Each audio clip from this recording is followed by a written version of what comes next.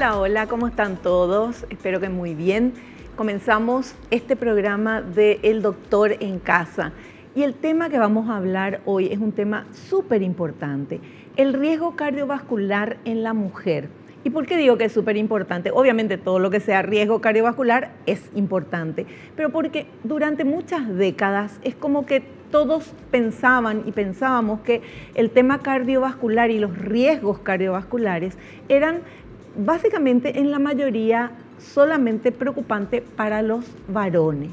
Y esto nos hemos dado cuenta de que no es así.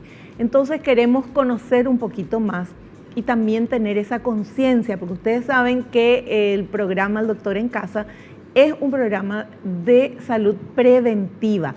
Queremos conocer todos los datos y saber qué hacer para evitar tener cualquier tipo de problemas. Y si ya lo tuviéramos, entonces saber cuál es el tratamiento y qué pasos tenemos que dar. Para eso invitamos a dos especialistas que van a estar hablándonos del tema, pero antes de presentarlas, queremos ver, por favor, señor director, esta placa que nos cuenta que según los datos de la Organización Mundial de la Salud, una mujer tiene 50% de probabilidades de morir de su primer ataque cardíaco, comparado con el 30% en los hombres de los que sobreviven al primer ataque cardíaco. El 38% morirá en el primer año, en comparación con el 25% de los hombres. El 46% de las mujeres quedan incapacitadas por una insuficiencia cardíaca luego de un infarto, comparado con el 22% de los hombres. Entonces, con estos porcentajes nos damos cuenta de que estamos perdiendo, ¿verdad? Si comparamos la mejoría o lo que sea. ¿Qué podemos hacer? ¿Por qué sucede eso? ¿Por qué el corazón de la mujer es más frágil? ¿Qué es lo que pasa? Bueno, todo eso vamos a averiguarlo en el programa de hoy y sobre todo la idea es prevenir y que no tengamos este tipo de riesgos ni problemas. Quiero presentar a mis invitadas. Ella es cardióloga, especialista en cardiología y ecocardiografía, directora del Programa Nacional de Prevención Cardiovascular del Ministerio de Salud, ex jefa del área de rehabilitación cardiovascular del Hospital Central del IPS, miembro de la Sociedad Paraguaya de Cardiología y Cirugía Cardiovascular. Ella es la doctora Graciela González. Y también nos acompaña la licenciada en Nutrición Humana, especialista en Salud Pública y Administración Hospitalaria, con posgrado en Marketing y Gestión Estratégica de Ventas, masterado en Innovación Didáctica para Ciencias y Tecnologías, experta en programas de alimentación y nutrición laboral, docente universitaria y conferencista nacional e internacional, la licenciada Doris Villalba. Las saludo a las dos. Doctora Graciela, bienvenida al programa, qué gusto tenerla. Muchas gracias, Vivi, por este espacio, encantada de estar aquí contigo. Muchas gracias por venir y gracias, licenciada Doris, de tenerte una vez más acá en el programa, un gusto. El gusto es mío, Vivi, y en esta ocasión muy especial por compartir el espacio con Graciela, una amiga con quien compartimos varios proyectos y programas de prevención cardiovascular justamente. Qué maravilla. Bueno, y de eso se trata el programa, de hablar de la prevención, pero yo me quedé aquí anonadada con el tema de los porcentajes. O sea, en riesgo cardiovascular estamos perdiendo, llevamos las de perder, y en recuperación también. También, así es. ¿Y eso por qué nuestro corazón es diferente? ¿O es porque los hombres nos rompen el corazón, doctora, y después ya nos pasa esto? Bueno, hay varios factores, porque esa parte también emocional, mental juega mucho, ¿no? Y hay varios factores a tener en cuenta. Primeramente, a veces la mujer, la presentación de esta enfermedad del infarto, por ejemplo, que es la primera causa de muerte en la mujer y en el varón, se presenta un poco diferente. Generalmente eso no es el dolor, no siempre presenta ese dolor típico tan fuerte que se presenta en el varón. Muchas veces puede ser falta de aire o un dolor más inespecífico, dolor en el estómago. Entonces y va a consultar y puede ser que el médico de entrada también no llegue a pensar en una patología cardiovascular. Claro. Entonces se puede subestimar la patología en sí. Entonces es como que se tarda más para hacer el diagnóstico Entonces, y esa demora también ya significa muchas veces mayores complicaciones y mayor riesgo de muerte, ¿no? Entonces, esa presentación ya es diferente.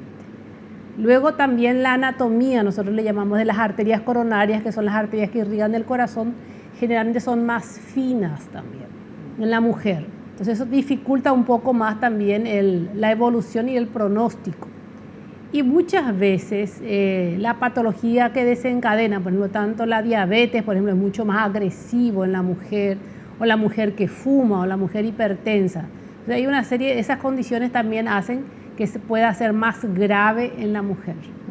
Así es. Ahí probablemente también es importante este tipo de espacios, porque hay veces la comunicación que hacemos de los síntomas va más, como dice la doctora Graciela, hacia los que se presenta en el varón. Claro. Sin embargo, hay una diferencia, si bien ciertamente, Graciela, los estrógenos a nosotras las mujeres nos protegen y los eventos cardiocerebrovasculares se presentan ya en la peri o en la menopausia, también creo que se puede deber al tema que la mujer pues es más, tiene más cosas, más responsabilidades en la casa y no se hace tanto caso, no se escucha, ¿verdad? Sí. Entonces, por eso celebramos también este tipo de espacios, claro, para hablar sobre riesgo cardiovascular en la mujer. La mujer toma más responsabilidades en la casa, porque realmente las responsabilidades son de todos. Sí, tal ¿verdad? cual. Pero de paso nomás así, una bajadita. Toma y le dejan, claro, también, ¿verdad? Entonces, así, sí. así mismo.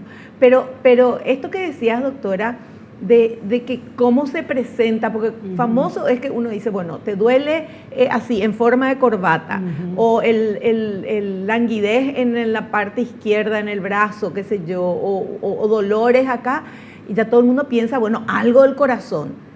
Pero a la mujer le da un dolor de estómago, o le da un mareo, o le da una cosa así que, ¿cómo Fatiga, vas a pensar, verdad? Fatiga, ¿cómo vas a pensar que es el corazón? Piensa, ay, algo me hizo mal, tengo alguna cosa. Está más difícil de descubrir. Y sí, está un poco más difícil el diagnóstico Eso. inicial. Entonces ahí hay una demora y también hay un tiempo donde se puede abrir la arteria para que sea eficaz, para que el músculo se pueda recuperar. Generalmente nosotros hablamos para que la gente también conozca 3 horas de oro. Generalmente si se abre la arteria en las primeras 3 horas, se reduce un 50% la mortalidad también. Entonces, o sea, la mujer ya está infartando y si en esas 3 horas no se actúa, entonces la mortalidad se duplica, así mismo es, para tener ese conocimiento. Sí. Bueno, tenemos que hacer un corte, pero a la vuelta vamos ya, porque nos quedamos todas así, ¿verdad? Todo el mundo pensando, Dios mío, mira, la otra vez me sentí mal del estómago y a lo mejor podía hacer eso. Bueno, estamos acá, no fue eso. Pero vamos a ver, a la vuelta vamos a hablar mucho más sobre este tema y sobre todo qué cosas nos pueden llamar la atención para ir así rapidito al médico y hacernos nuestros controles. Volvemos ya.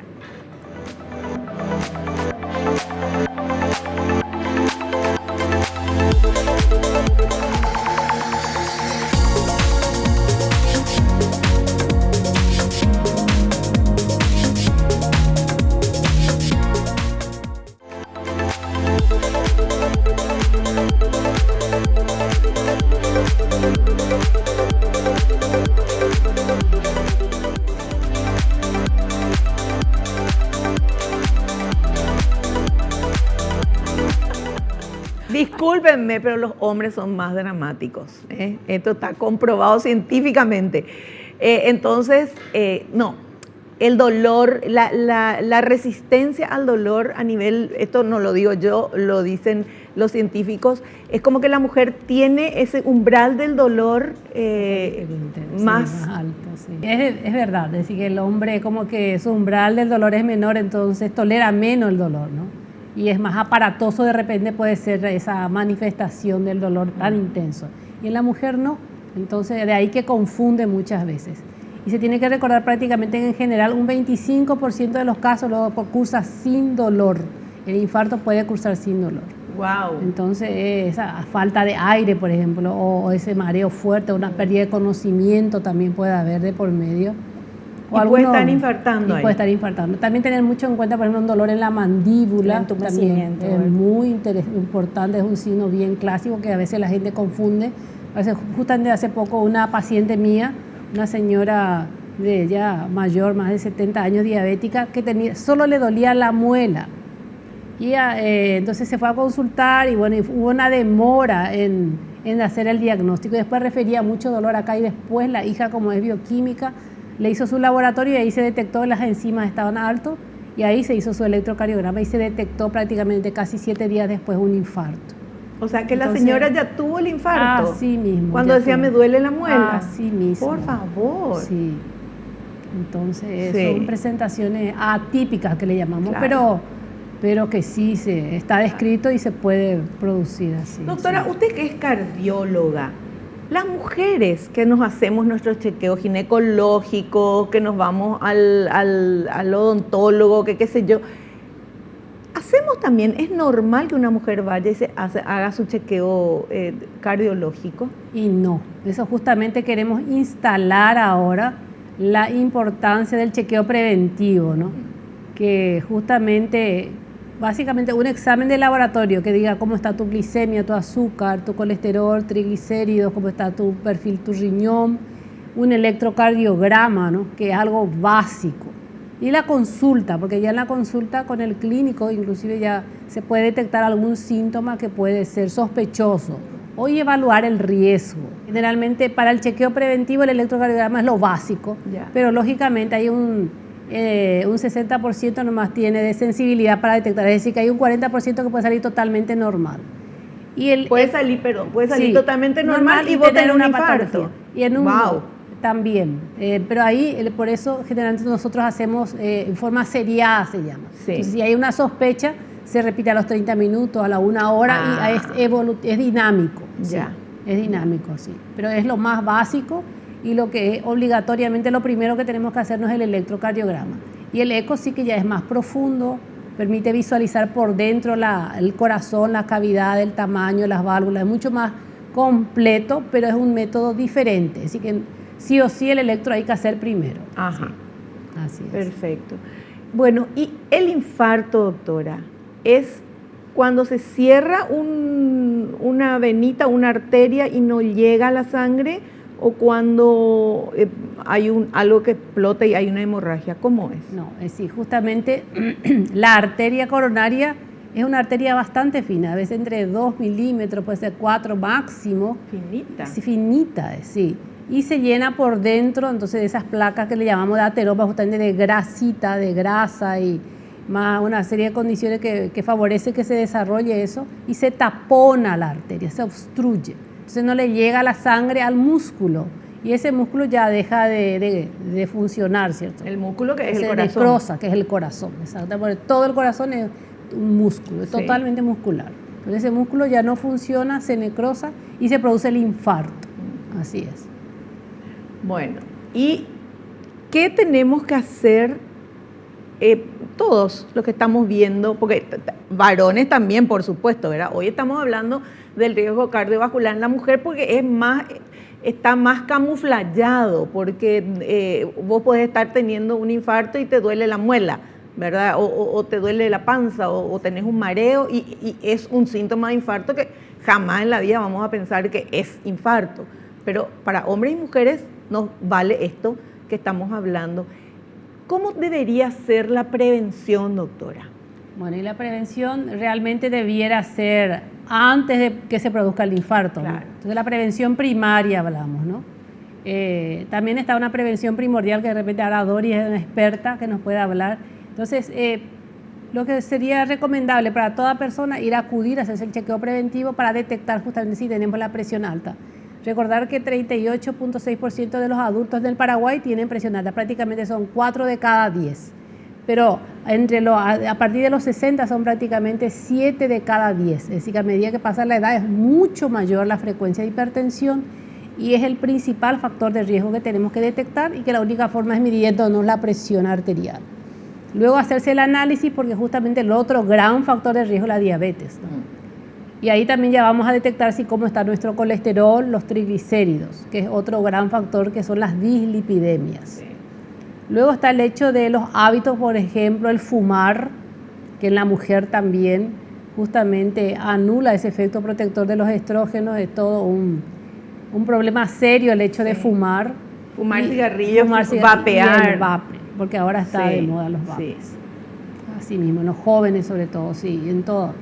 Y luego no tenemos que olvidarnos también el exceso del alcohol, lógicamente.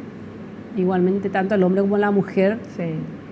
Y otro punto fundamental, sobre todo en la mujer, también es la salud mental. Tanto lo que es depresión, que está muy relacionado, y también todo lo que es el exceso de ansiedad, estrés, depresión. Sí. Sí. Contribuye muchísimo a todos esos desórdenes que inclusive que ya hablé. Sí. Y que es el día a día de la mujer, doctora. Sí. Muchas veces nos sentimos, Dios mío, ya no podemos más, ¿verdad? Y eso hace que no nos cuidemos nosotras. Así mismo. Y está mal, ¿verdad? Porque tenemos que cuidarnos primero nosotras para poder cuidar a los demás. Pero ese estrés...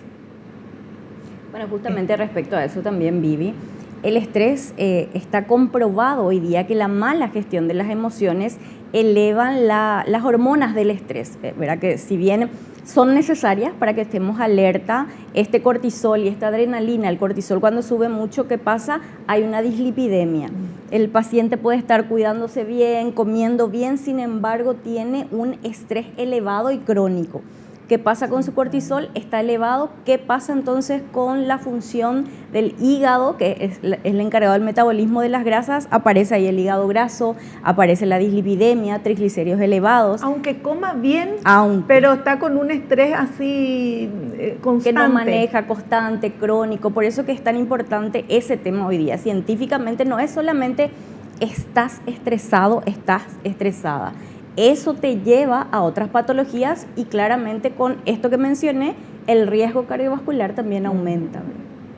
Bueno, esto es nada más, no es para asustarnos, pero es para alertarnos. Vamos con este primer material, por favor. Los síntomas de ataque cardíaco en las mujeres. Muchas mujeres que sufren un ataque cardíaco no lo saben. Suelen sentir ardor en la región superior del abdomen y tener mareo, malestar estomacal y sudoración. Al no sentir el típico dolor en el pecho, pasan por alto esos síntomas. En los primeros 6 años luego de un ataque cardíaco, las mujeres tienen una probabilidad casi 2 veces mayor de sufrir un segundo ataque.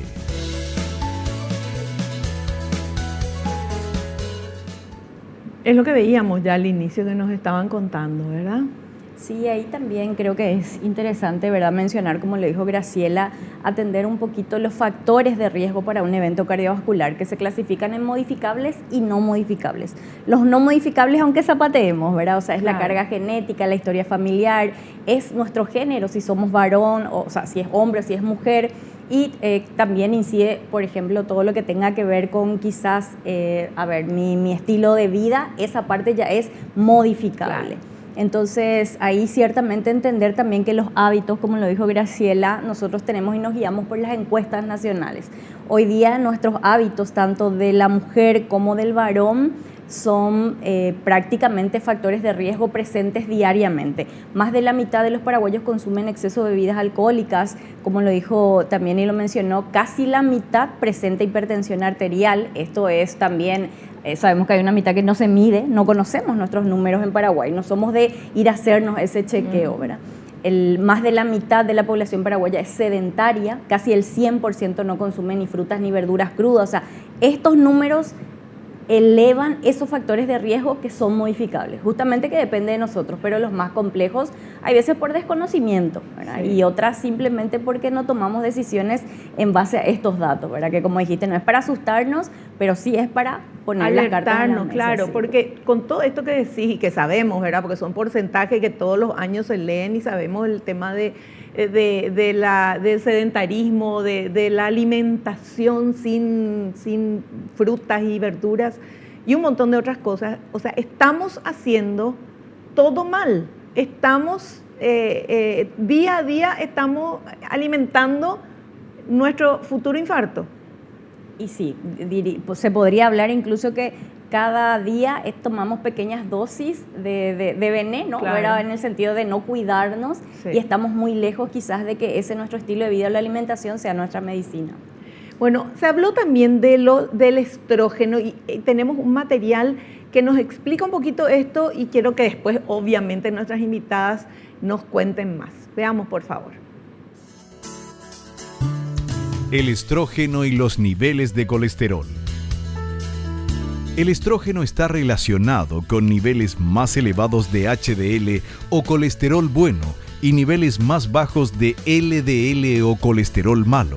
Después de la menopausia, los niveles de HDL suelen bajar, incrementándose el riesgo cardiovascular, por lo que las mujeres pueden anticipar vivir una gran parte de su vida con un riesgo cardiovascular elevado. Es más, 1 de cada 4 mujeres mayores de 65 años sufre algún tipo de enfermedad cardiovascular. Los niveles de colesterol HDL y LDL pueden mejorarse con dieta, ejercicio y, en casos graves, medicamentos reductores del colesterol.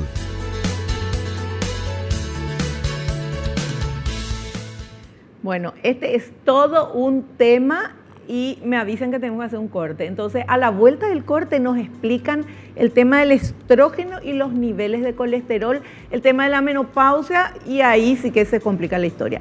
Volvemos ya.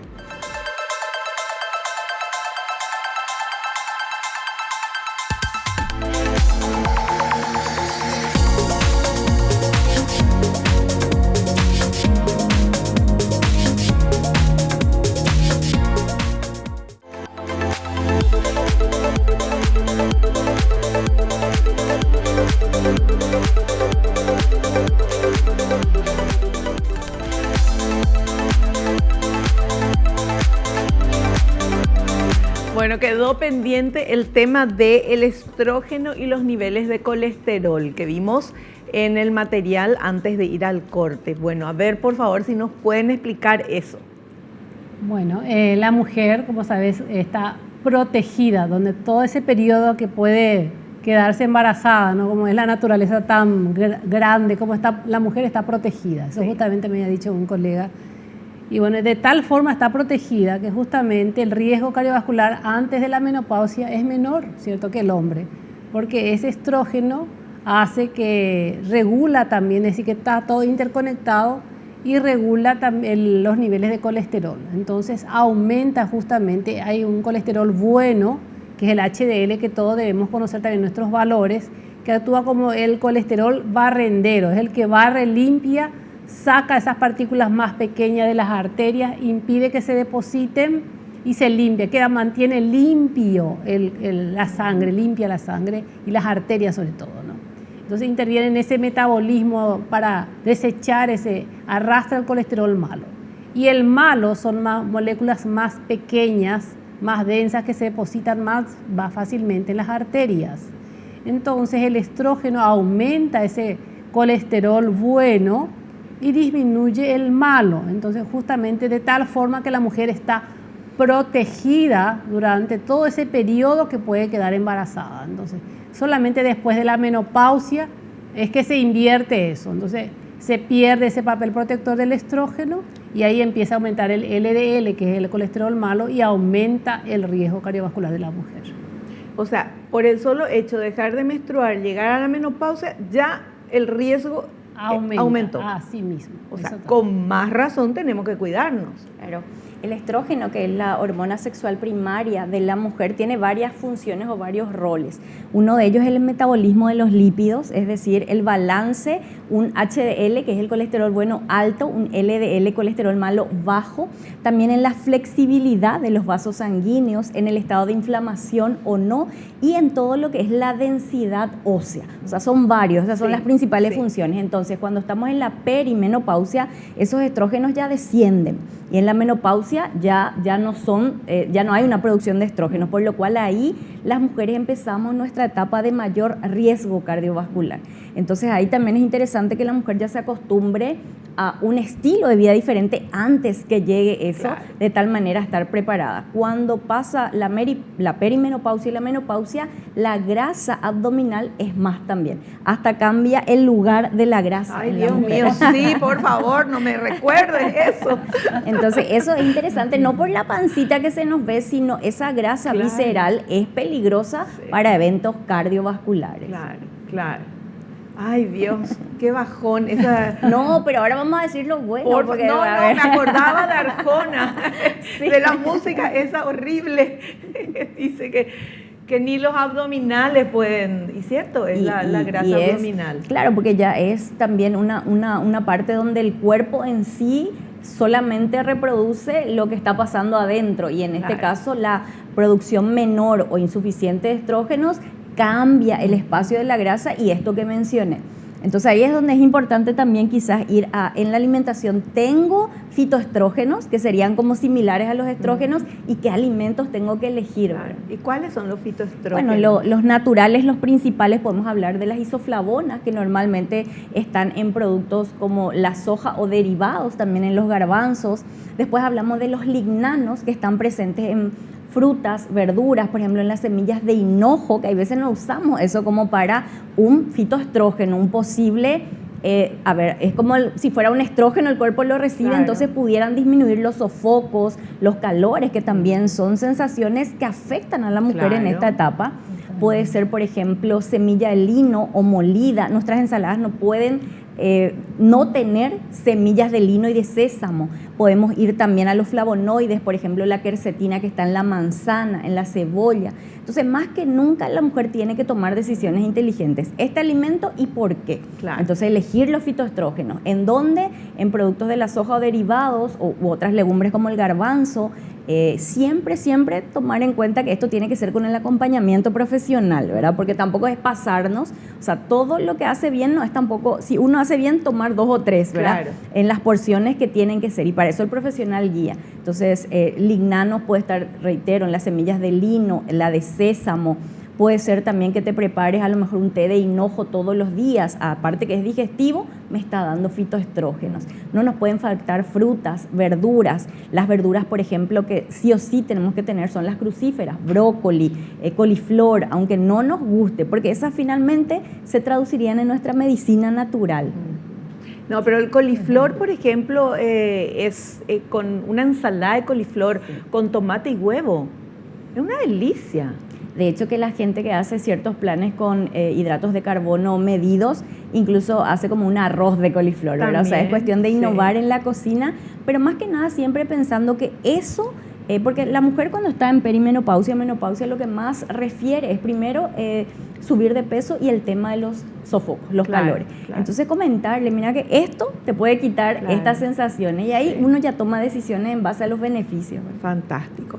Bueno, veamos ahora este otro material que habla de la terapia de reemplazo hormonal, porque uno pensaría, bueno, ya no tengo estas hormonas y ahora, bueno, dame las hormonas, hagamos este reemplazo hormonal.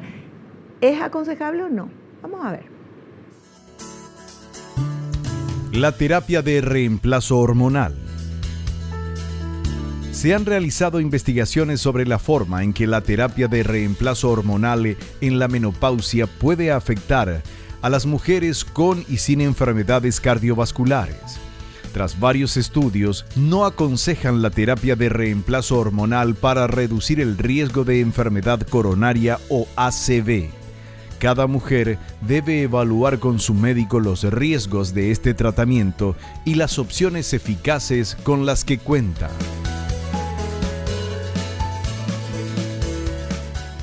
Bueno, doctora, contanos esto, por favor. Yo pensé que esa era la solución a todo. Sí, realmente se han realizado varios estudios y se ha demostrado finalmente que si bien tiene ciertas ventajas, como tiene, por ejemplo, para los huesos muy bueno, tiene para la parte también ginecológica puede ser muy bueno, entonces tiene indicaciones bien puntuales, pero está demostrado que no reduce el riesgo cardiovascular, que incluso a veces puede elevar la presión arterial y no está indicado así en forma sistemática para reducir el riesgo. Entonces, más bien tendría que consultar la mujer con su ginecólogo para ver ciertos beneficios enfocados sobre todo a la parte ginecológica o a ciertos aspectos que el ginecólogo considere que le conviene a la mujer. Entonces, es bien personalizado. No podemos eso indicar en forma masiva para reducir el riesgo. Claro, porque, o sea, no es que hace mal pero no es lo indicado para el tema de el riesgo cardiovascular. Así mismo. O sea, la terapia de reemplazo hormonal hace bien a nivel ginecológico, a nivel de que la mujer se siente mejor y qué sé yo, ¿verdad? Así porque mismo. equilibra eso. Pero no sería lo único que uno hace y ya se queda tranquila, no, ya tengo la terapia y ya no me preocupo de mi riesgo cardiovascular. Así mismo, exactamente. Sí, pues tiene efectos bien puntuales, pero no es recomendable porque al final hay muchísimas otras medidas que sí van a reducir el riesgo. Claro, Así ¿como es. cuáles, por ejemplo? Y bueno, y ahí está justamente el estilo de vida, va a ser nuevamente, ¿no? Y ahí está la actividad física, por ejemplo, Sí. que es fundamental Sí. en la menopausia, ¿no? Y la alimentación, acá que Doris ya habló, entonces, y salud mental, siempre eso no olvidarlo. La actividad física, que es algo, realmente para mí es algo mágico. Yo decir, en mi experiencia como cardióloga siempre le digo, el secreto de la larga vida es realmente la actividad física regular. Sí.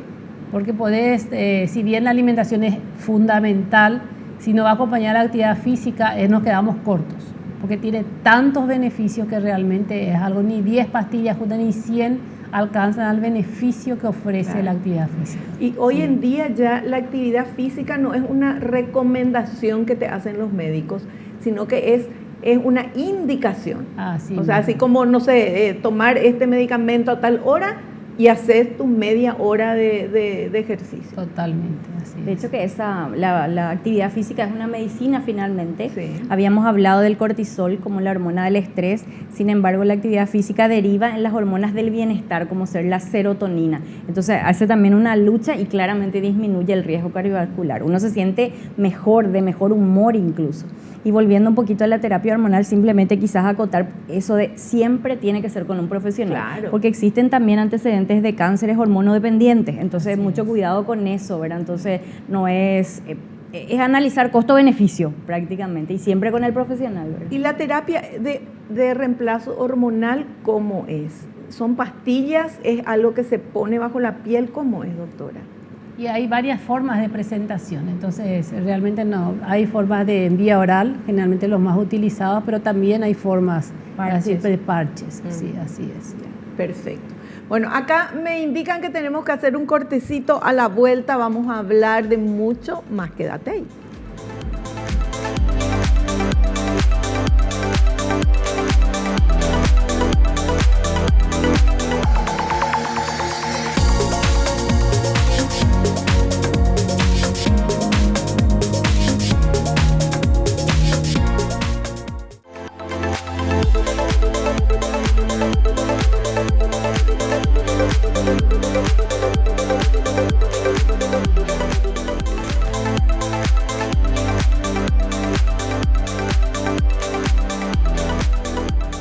Bueno, seguimos hablando, tenemos mucho material todavía. Vamos, por favor, señor director, con este siguiente material de anticonceptivos orales.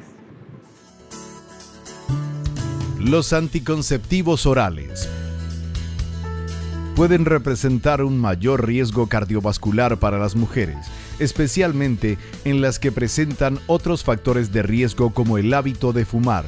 Las píldoras anticonceptivas pueden elevar la presión arterial y los niveles de azúcar en sangre en algunas mujeres, además de aumentar el riesgo de que se formen coágulos sanguíneos. Estos riesgos aumentan con la edad. Se debe informar al médico sobre cualquier factor de riesgo cardiovascular que tengan antes de comenzar a tomar píldoras anticonceptivas.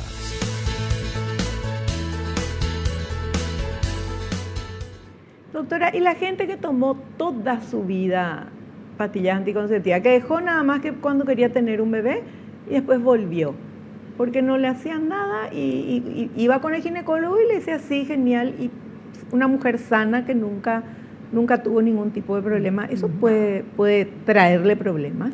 Y como produce realmente alteraciones tanto en los lípidos, sobre todo a veces uno no sabe sus antecedentes genéticos y familiares, por ejemplo, si tiene antecedentes sobre todo de colesterol, de triglicéridos, obesidad, también a veces es frecuente en las personas que usan anticonceptivos, ¿no?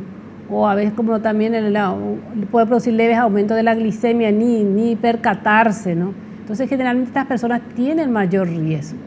Entonces, a la larga puede tener mayor riesgo cardiovascular. No todos, por supuesto, tiene mucho que ver la genética, los hábitos, pero se debe conocer que no siempre tiene que hacerse ese chequeo preventivo y también un control médico también periódico para ver si tiene esos factores de riesgo o esas condiciones que se producen por los anticonceptivos, claro, que puede aumentar mucho el riesgo de embolia o alguna complicación o diabetes o hipertensión. Entonces eso es una realidad que muchas veces se subestima y las personas desconocen. Sí.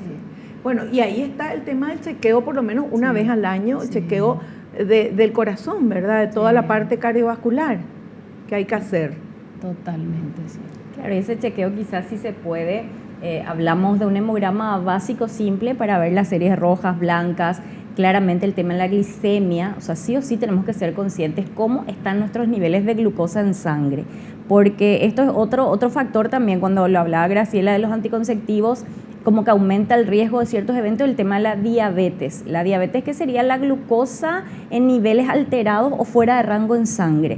Esto puede traer también un riesgo cardiovascular desde lo que se llama la glicación. La glicación es la unión de proteínas, grasas y azúcares y forman igual las placas o ateromas de lo que nos mencionó la doctora Graciela, que pueden causar justamente eventos cardio o cerebrovascular. O sea, hay un montón de riesgo, por lo cual no podemos actuar si no conocemos nuestros números. Entonces tu hemograma, tu glicemia, cómo está tu perfil lipídico, colesterol, triglicérido, cómo está tu perfil hepático. Hoy día creo que eso es clave. En consultorio llegan muchos pacientes jóvenes con hígado graso, mujeres también, más que nada con síndrome ovario poliquístico. O sea, conocer los números es el paso 1. Claro. Entonces hacerse un chequeo mínimamente una vez al año, ¿verdad? Perfecto. Bueno, y ahora tenemos el material que habla del tabaquismo y el consumo excesivo de alcohol, que obviamente hace mal. A ver. El tabaquismo y el consumo excesivo de alcohol. Fumar es uno de los principales factores de riesgo cardiovascular. El tabaquismo, combinado con los anticonceptivos orales, aumenta considerablemente el riesgo de un ataque cardíaco o un ACV.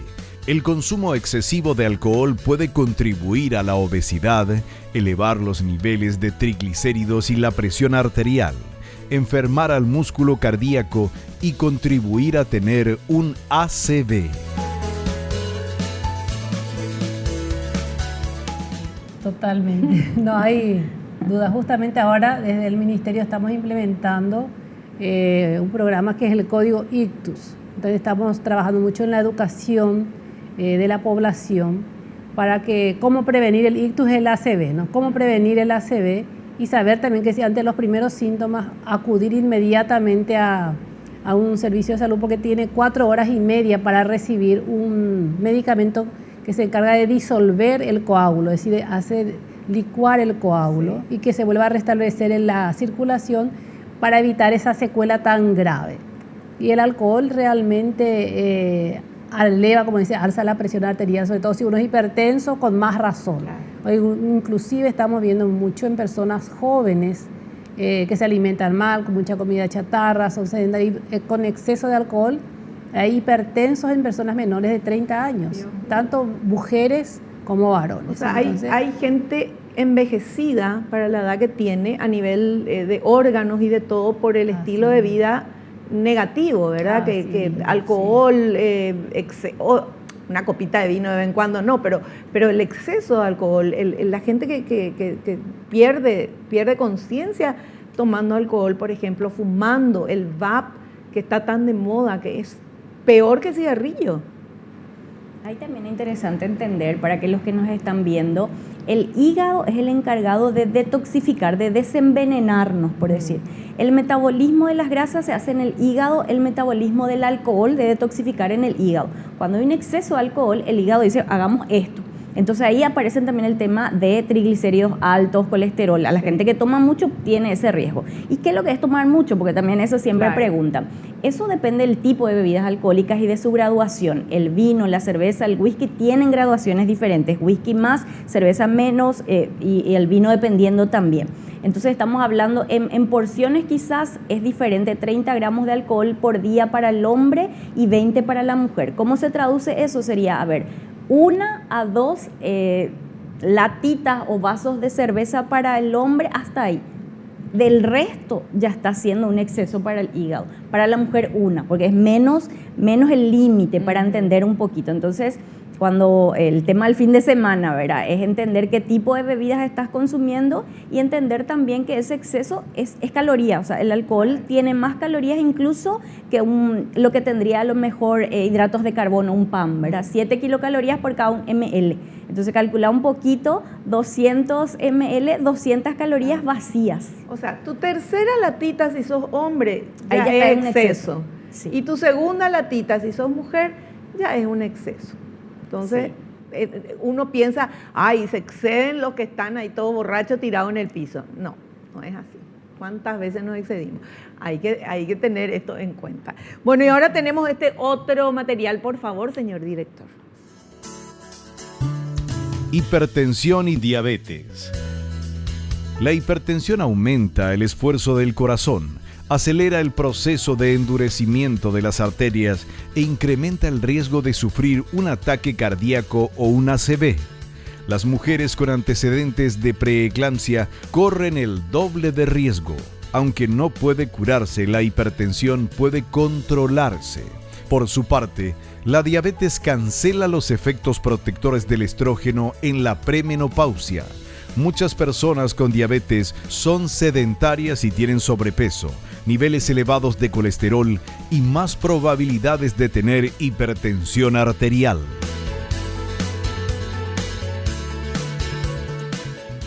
Tal cual, ¿verdad? O sea, de hecho que empieza todo quizás con la mala gestión de las emociones, un estilo de vida sedentario, un exceso de ingreso calórico versus el gasto calórico. Ahí empieza el sobrepeso o la obesidad. 7 de cada 10 en Paraguay, sobrepeso o obesidad. Y ahí son las consecuencias, diabetes, hipertensión arterial, y si asociamos tal cual como lo dijo allí, ahí ya empiezan mayores riesgos cuando se unen patologías. De hecho que el paciente nunca te llega solo con obesidad, solo con hipertensión, Claro, sino es un combo de eso. Sí, Y a la hipertensión le llamamos el enemigo silencioso. Sí. Recordar que en más de la mitad de los casos la persona ni sabe que es hipertensa, ¿no? Y entonces puede tener cifras muy elevadas o producirse o debutar con una muerte súbita o una ACV, por ejemplo, ¿no? Porque justamente es totalmente asintomático. En algunas personas producen ese dolor de cabeza, esa cefalea que se describe como bastante frecuente. Pero eso está allá arriba y de muchos años probablemente cuando se detecta. O sea, Así eso es. pasa cuando de repente uno ve, ay, estaba practicando un deporte, estaba joven, súper sano y se murió. Así Quiere mismo. decir que tenía posiblemente presión alta y no sabía Así mismo. y no Sí, se porque cuidaba. La Sociedad Paraguaya de Pediatría también está insistiendo mucho en la toma de la presión arterial en la consulta pediátrica, porque ya se está viendo escolares, adolescentes con hipertensión. Dios Y mío. no atinamos a hacer esa medición, por ejemplo. Entonces, Claro. fíjate cuánto tiempo pasó desde que se le detecte, ¿verdad? Claro. Bueno, qué interesante todo lo que nos están contando y lo que nos han dicho, porque estamos hablando del riesgo cardiovascular en la mujer y vemos que en Paraguay somos toditos, la mayoría por lo menos, una bombita de tiempo con patas caminando, porque todo lo que nos dijeron, todos los riesgos y todo, es lo que pasa día a día. No se ofendan, les separo a los deportistas y a los que se cuidan y todo, aplausos, y tendrían que ser nuestro ejemplo. Pero en el día a día uno dice, ay, ¿qué me va a hacer? ¿Para cuándo la vida? Y no sé qué, y no pensamos en el riesgo en el que nos estamos metiendo. Bueno, vamos a hacer un corte. A la vuelta tenemos las preguntas que ustedes quieren hacerle a nuestros invitados. Volvemos ya.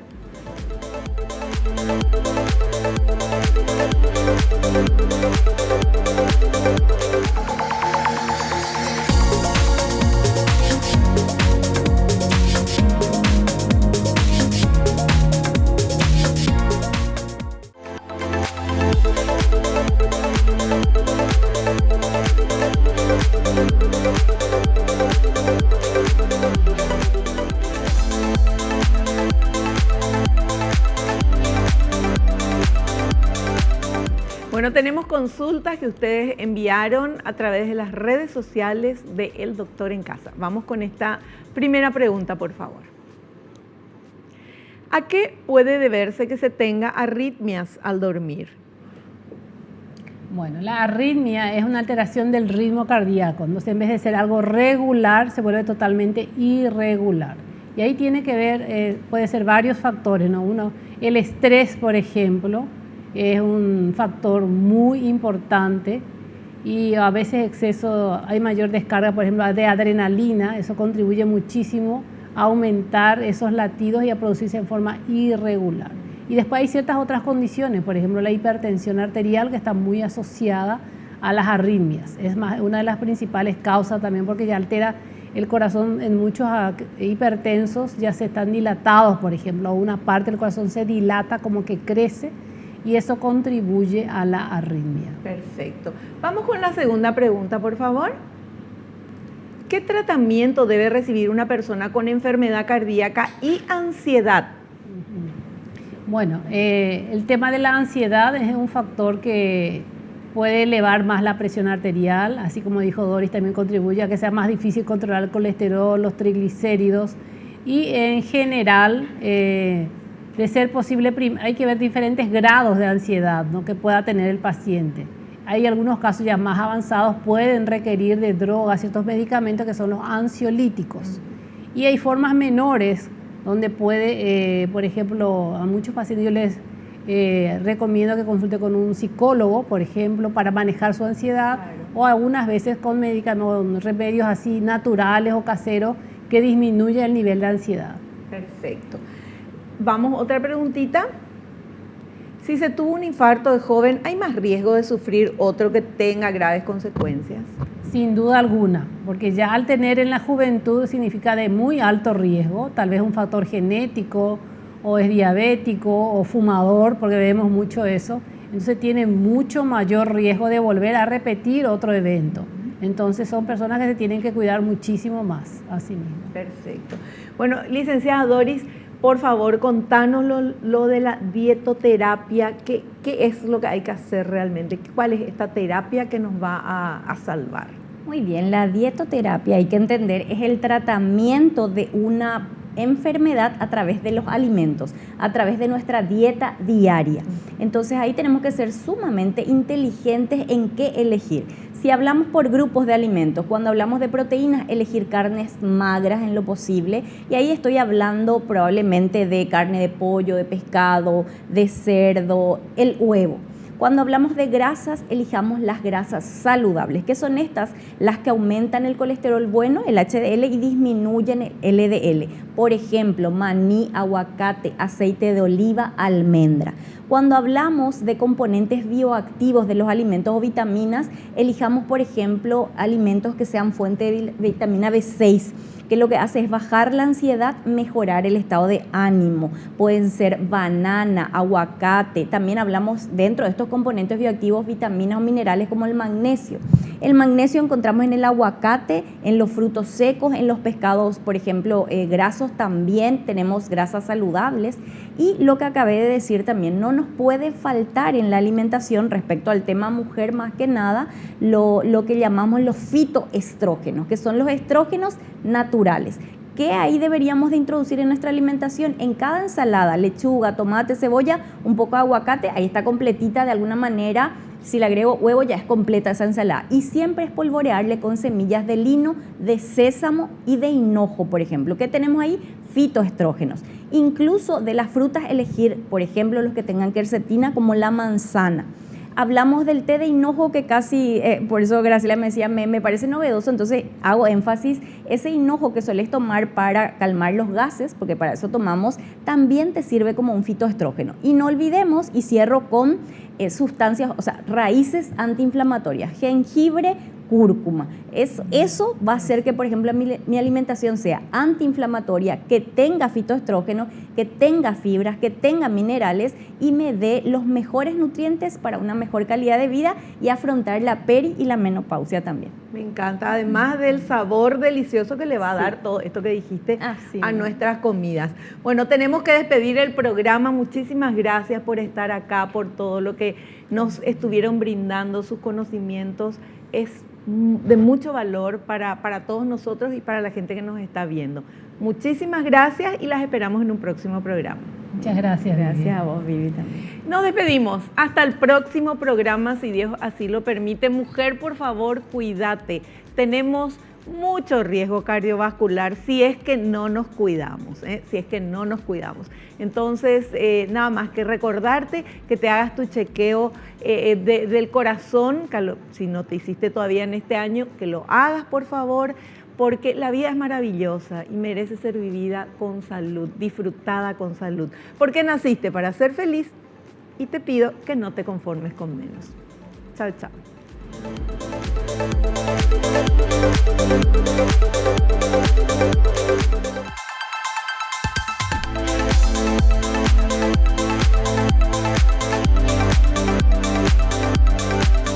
La revista El Doctor en Casa presentó su programa El Doctor en Casa TV. Fue una realización de Alicante.